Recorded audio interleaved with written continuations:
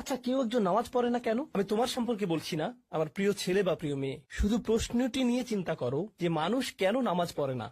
এর অনেকগুলো উত্তর থাকতে পারে, আর এই প্রশ্নের উত্তর আল্লাহর কাছেও আছে। উত্তরটা খুবই ভয়ঙ্কর। এই উত্তরটি আমি খুতবার শুরুতে পড়েছি।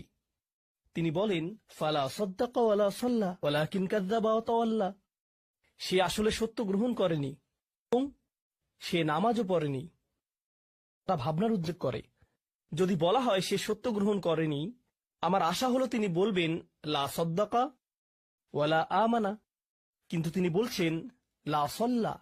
এর মানে হলো আল্লাহর সত্য গ্রহণ করার ব্যাপারে তোমার অন্তরে কিছু একটা মিসিং আছে। না না না, বাচ্চাটা বলে আমি আল্লাহকে বিশ্বাস করি, আমি মুসলিম। হ্যাঁ, তুমি এখানে মুসলিম, তোমার মাথায়। কিন্তু এই সত্য তো শুধু তোমার মাথার জন্য না,